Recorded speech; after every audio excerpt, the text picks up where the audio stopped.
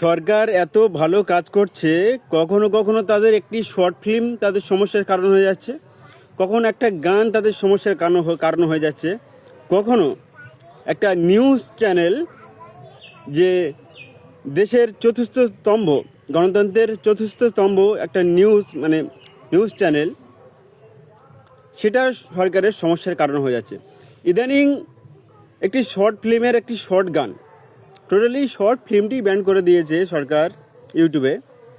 আর সেই শর্ট ফিল্মের একটা গান তোমাদেরকে শোনাই, যাতে সরকারের এতই সমস্যা, গানটির মধ্যে সমস্ত বাস্তবতা তুলে ধরা হয়েছে। গানটি প্রথমে শোনো।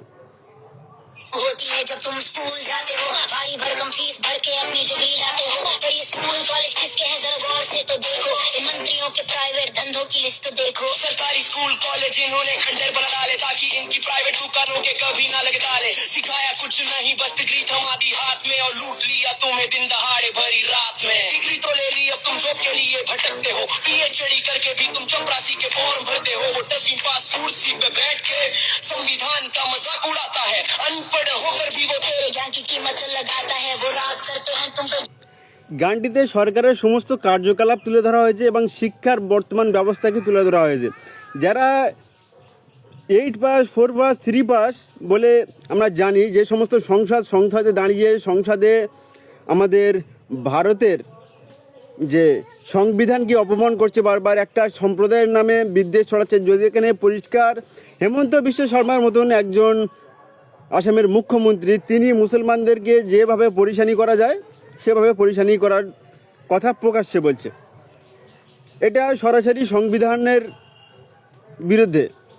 তো এই গানে সেই সমস্ত কথা তুলে ধরা হয়েছে, যার কারণে সরকারের এতটাই পিছনে আগুন লেগে গেছে, সরকারের এই গানটায় ইউটিউব থেকে সরিয়ে দিয়েছে। এই হচ্ছে বর্তমান সরকারের অবস্থা। আমাদের শিক্ষার ব্যবস্থা, আমাদের স্বাস্থ্য ব্যবস্থা। খান স্যার ইদানিং করে পাটনায় তারা নিজস্ব টাকায় একটি হসপিটাল করেছে, যেখানে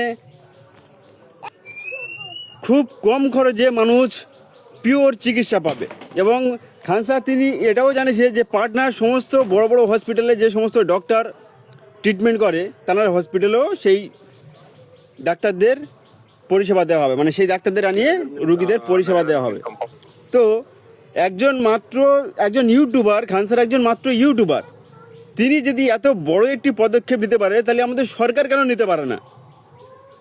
সরকার নিতে পারে না, সরকার নেবে না, কারণ এতে সরকারের কোনো ফায়দা নেই। সরকারের গরিবদের পিছনে ব্যয় করে কোনো ফায়দা নেই। এখন তো সরকার আদানি আম্বানিদের, ইন্ডাস্ট্রিয়াল যে বড় বড় শিল্পপতিদের সরকার, গরিব মানুষদের কাছ থেকে শুধু সরকারের ভোটটাই প্রয়োজন। এখন তো দেখা যাচ্ছে সরকারের ভোটটাও গরিব মানুষের প্রয়োজন না।